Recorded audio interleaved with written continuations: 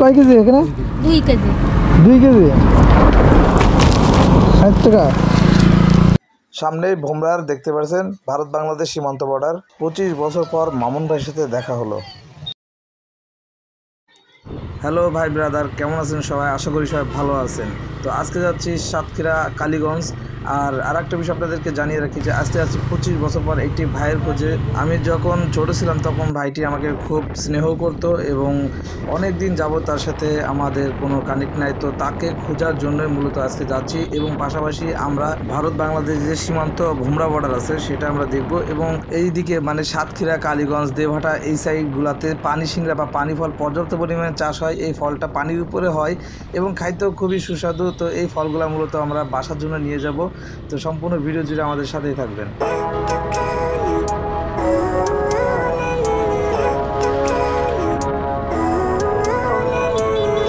Living life, every day, late at night, not okay. All I want, and I pray, all I need are some better days. Fuck me, I'm looking in the mirror, so foggy, but I've never seen clearer. I don't really think anyone can save me, and honestly I'm not really sure I want saving. I like to be my own worst enemy. There's no risk if you don't try at anything, so I'ma just keep buying everything. See you in the next life, have to be a better me. I don't think that my head's on straight, gotta flip it and grip it and go and get an x-ray. What's wrong with me? I just feel weight pushing on my chest and it squeezes till I suffocate. Better change my mindset, meditate. It's pretty cool that I'm alive and have better days. I could walk, see, hear, I should celebrate. Think I could change my mind, maybe elevate. Living life, every day, late at night, not okay. All I want. এই টাইপের গাড়ি মেলা দিন পর দেখলাম। All I need are some better days. 'Cause all I want, and I pray, I believe in the better days. I'm kinda stuck between a rock and a hard place. Do I work hard or live at my pace? You're only young once. এই মুহূর্তে আমরা কালীগঞ্জ রোডে অবস্থান করতেছি, যেখান থেকে দেখতে পাচ্ছেন যে পানি ফলগুলো মজুত করা আছে, যা ঢাকার উদ্দেশ্যে রওনা হবে। মূলত এই ফলগুলো দেখতে সিঙ্গারার মতন, যার কারণে পানি সিংড়া বা এগুলো পানিতে হয়, যার কারণে পানি ফল এই দুই নামেও অনেকে এই ফলটিকে চিনে থাকেন। 25 টাকা কেজি তো সে মেলা। আমার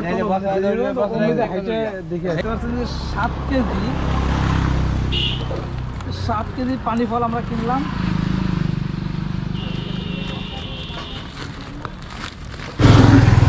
ফল কয় টাকা করে দেবো? দাও, ওই 60 টাকা দাও। কয় কেজি এখানে? 2 কেজি। 2 কেজি 60 টাকা। কেমন একটু লাভ তো আছে না? দেবো হ্যাঁ, এটা পিছনে দাও তো, ওটার ভিতরে ঢুকাই দাও। সামনগরে একজন এসে বলছে আমাকে কি 35 টাকা 40 টাকা বিক্রি নিচ্ছি। আবার দুই একজন বলে কি কি মানে সুস্বাদু, খাইতে সুস্বাদু হবে তো? হ্যাঁ, খাই দেখেন। না খাবো না, এমনি এমনি দেখতেছি।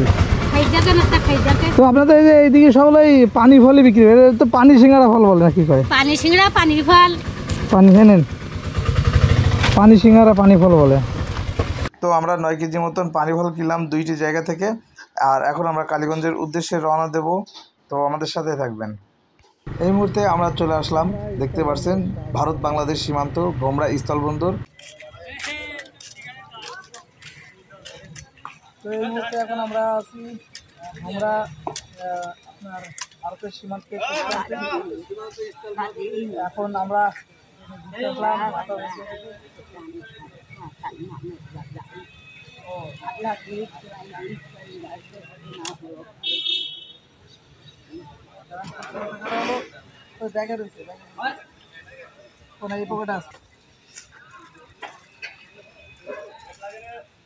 এখন আমরা হলো ভারত বাংলাদেশ সীমান্ত। ভারত বাংলাদেশ সীমান্ত কয়বার ভারত আর এবার বাংলাদেশ। তো ঘুরতে আসলাম, আর এখন আবার আমরা বের হয়ে যাবো, যেহেতু আসার সময় তো যেতে যেতে আরও কথা হবে।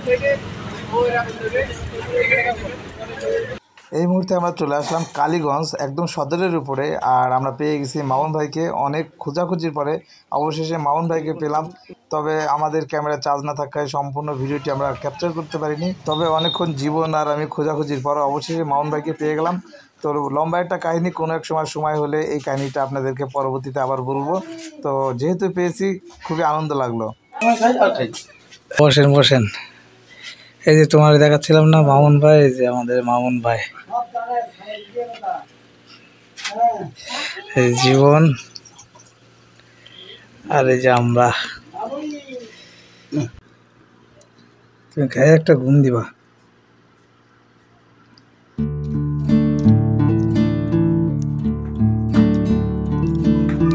হ্যাঁ তুই কাটা খাবি, তোর জন্য কাটা রেখে দিছি।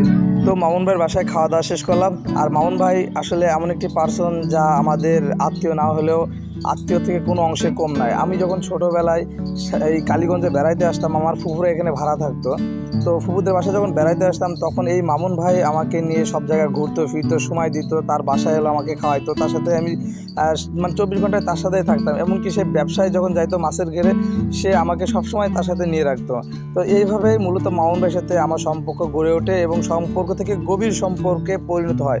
পরবর্তীতে যখন আমার ফুফুরা যশোরে চলে আসে, ওখানে যেহেতু ভাড়া থাকতো, যশোরে চলে আসার পরে তখন আর মামুন ভাইয়ের সাথে আমাদের সেভাবে যোগাযোগ হয়নি, যেহেতু আমার বয়স তখন 8-9 বছর ছিল।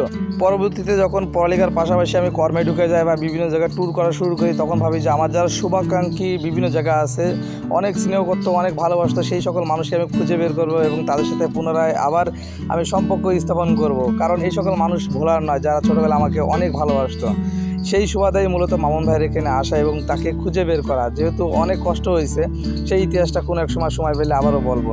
তো আজকের ভিডিওটি এখানে শেষ করলাম। সবাই ভালো থাকবেন। আল্লাহ হাফেজ।